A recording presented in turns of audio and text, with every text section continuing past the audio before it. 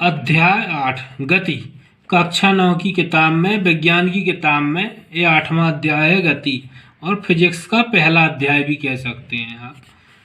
तो गति हम पढ़ेंगे इस अध्याय में। तो पहले पढ़ते हैं विराम अवस्था क्या होती है। जब कोई वस्तु समय के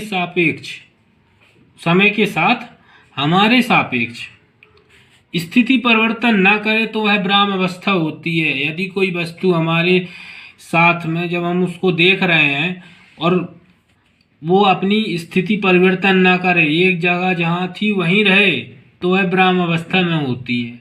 ऐसा हम कह सकते हैं, क्योंकि हम भी उस वक्त विराम अवस्था में होते हैं। तो उस स्थिति को हम कहेंगे वो हमारे सापेक्ष विराम अवस्था में है।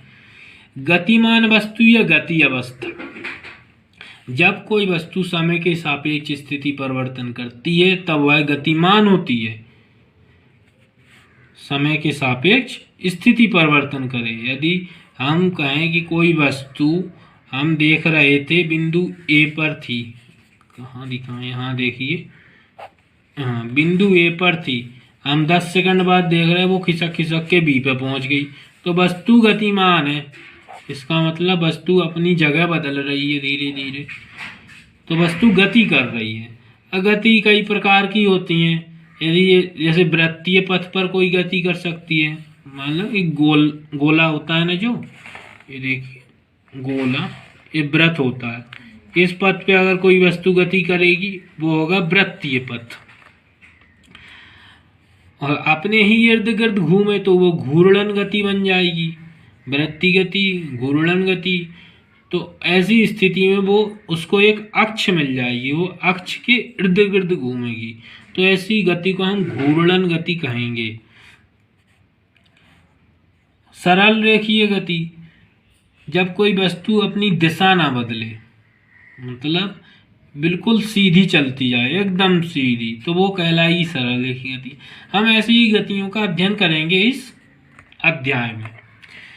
तो गतिमान वस्तु द्वारा तय की गई दूरी को विभिन्न समय पर मापने के लिए एक निर्देश बिंदु की आवश्यकता होती है। जब भी हम सवाल लगाएंगे या किसी चीज़ का अध्ययन करेंगे तो हमें दूरी, विभिन्न समय पर दूरी मापनी पड़ेगी, तो हमारे पास एक निर्देश बिंदु होना चाहिए। हम हर दूरी वस्तु की उसी बिंदु से नापेंगे तो हम उसको मूल बिंदु कह सकते हैं। जैसे कि चित्र में देखिए, बिंदु ओ ABCD, तो बिंदु ओ से ए की दूरी नापनी है तो 10 मीटर, बी की नापनी 20 मीटर, सी 30 मीटर, डी 50 मीटर। तो हम बता सकते हैं कि वस्तु ए पर गई तो 10 मीटर गई, बी पर गई 20 मीटर गई। 20 मीटर कहाँ से? बिंदु ओ से। हम सभी दूरियां बिंदु ओ से नाप रहे हैं, इसलिए बिंदु ओ हमारा निर्देश बिंदु या मूल बिंदु हो गया। अब दूरी क्या हो गई? दूरी भी आपको पता होनी चाहिए। दो बिंदुओं के बीच हमेशा तय किए गए मार्ग की लंबाई को दूरी कहते हैं। यह हमेशा धनात्मक होती है और शून्य भी हो सकती है। यदि बिंदु ए है और यही बिंदु बी हो, तो जब एक ही बिंदु है तो दूरी बराबर 0 हो जाएगी। अब ये चित्र देखिए, ये बिंदु ए है, ये बिंदु बी है। या तो कोई बच्चा यहाँ से ऐसे गया, कोई यहाँ से ऐसे जा सकते, मतलब एक बिंदु से दूसरी बिंदु तक जाने के लिए कई मार्ग हैं। तो तय किए गए मार्ग की लंबाई, ये हमेशा दूरी है। सभी चारों मार्ग चित्र में दिखाए गए चारों मार्ग बिंदु ए तथा बिंदु बीच की दूरी प्रदर्शित करते हैं। तो दूरी समझ में आ गया। विस्थापन, दो बिंदुओं के बीच न्यूनतम दूरी विस्थापन कहलाती है। या इस सूत्र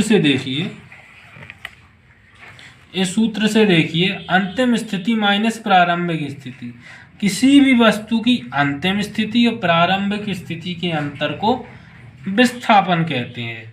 या हम ये भी कह सकते हैं कि दो बिंदुओं के बीच न्यूनतम दूरी विस्थापन कहलाती है। लेकिन जब बिंदु ज़्यादा होंगे, कि कोई, हम कहेंगे कोई वस्तु ए से पहले बी पर गई, बी से सी पे गई, डी पे गई, फिर बाद में ई पे गई, तो हम ऐसी स्थिति में अंतिम स्थिति माइनस प्रारंभिक स्थिति करके विस्थापन निकाल सकते हैं। चित्र में मार्ग x बिंदुओं तथा b के बीच विस्थापन है।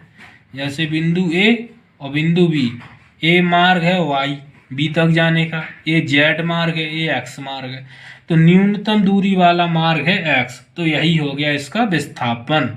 विस्थापन धनात्मक ऋणात्मक शून्य हो सकता है। चलिए समझते हैं कैसे ऋणात्मक और शून्य हो जाएगा।